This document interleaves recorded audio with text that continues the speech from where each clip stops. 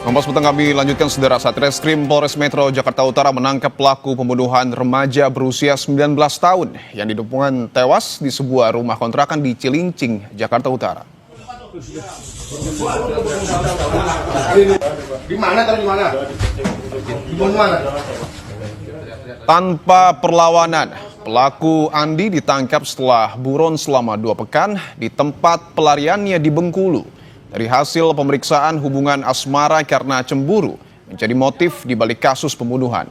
Korban tak terima lantaran hubungannya dengan sang kekasih harus kandas karena kekasih korban kembali merajut asmara dengan pelaku.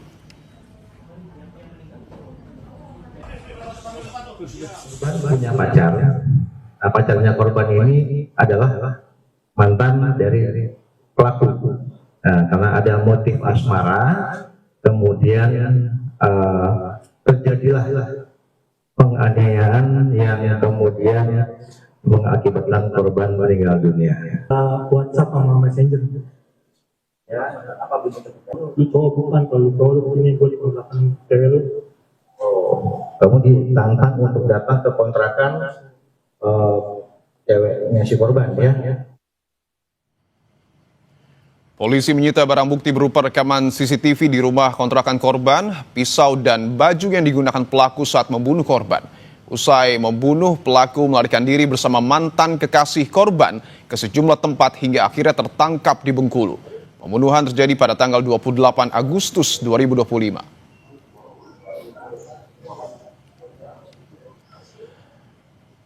Apa saja yang sudah diungkap polisi dalam kasus ini? Kita sudah terhubung dengan Kompol Onko Seno, Kasat Reskrim Polres Metro Jakarta Utara. Pak Seno, selamat petang. Selamat petang. Pak Seno, mungkin bisa dijelaskan kepada kami dan juga publik, Pak, apa saja temuan dalam kasus ini yang sudah diperoleh oleh polisi? Ya, yang pertama dalam kasus ini bahwa motif dari pembunuhan tersebut adalah berlatar belakang karena pelaku merasa dendam dan emosi terhadap korban setelah korban itu mengirimkan chat yang memprovokasi pelaku dan sehingga pelaku terpancing untuk mendatangi korban. Pak Seno, mohon maaf, suara Anda tadi kurang terdengar. Mungkin bisa dijelaskan kembali apa yang kemudian sudah ditemukan oleh polisi dalam kasus ini? Ya, jadi dari kasus pembunuhan ini motif dari pelaku itu karena pelaku dendam dan cemburu terhadap korban.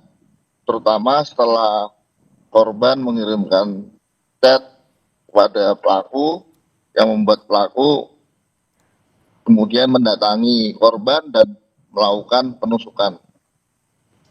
Oke, artinya ketika korban dalam tanda kutip ataupun pelaku menghampiri korban, apakah kemudian ada saksi yang melihat peristiwa tersebut selain tentunya adalah perempuan yang kemudian berada di antara mereka berdua? Yang melihat hanya yang saksi perempuan tersebut. Hanya perempuan tersebut? Ya. Bahwa yang menarik Pak Seno, tadi kami mendapatkan informasi setelah kemudian melakukan tindakan pembunuhan, pelaku ini sempat katakanlah berpindah-pindah tempat bersama dengan perempuan tersebut. Betul demikian?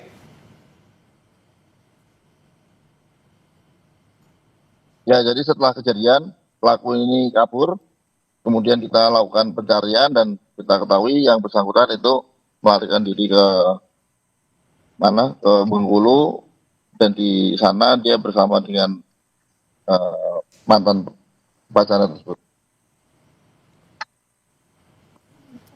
Peristiwa pembunuhan itu terjadi pukul berapa Pak Seno? Karena di dalam CCTV kan tertangkap kamera ada 2 orang ya. Mungkin bisa dijelaskan detailnya.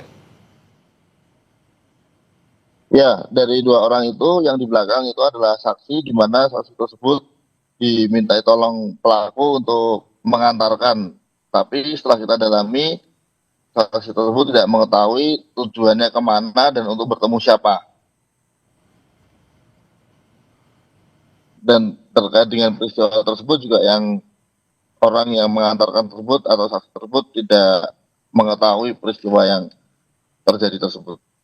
Artinya orang yang mengantar tersebut tidak mengetahui bahwa mungkin dalam tanda kutip ada niatan untuk kemudian berkonflik dengan korban.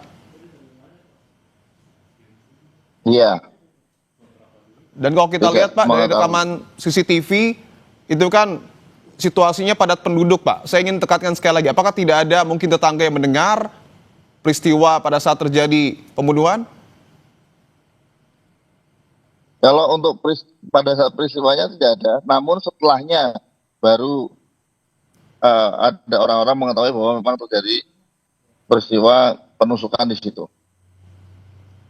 Oke, artinya pelaku sempat buron. Bagaimana akhirnya polisi menemukan pelaku, Pak Seno?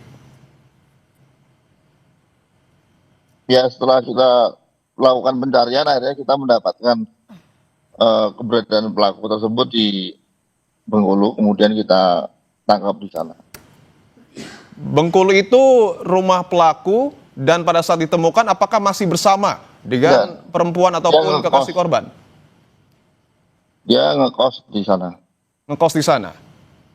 Ya. Pada saat ditemukan sendiri Pak? Dengan saksi yang perempuan tersebut. Dengan perempuan ataupun kekasih korban ya? Iya, iya, betul. Oke, untuk ancaman hukumannya Pak, apa yang kemudian akan disangkakan ataupun pasal yang akan disematkan kepada pelaku? Ya, kita kenakan pasal 338 KUHP, ancaman 15 tahun penjara. Ancaman hukuman 15 tahun penjara. Ya. Oke, baik. Terima kasih banyak atas informasinya Kasat Reskrim Polres Metro Jakarta Utara Kompol Ongkoseno.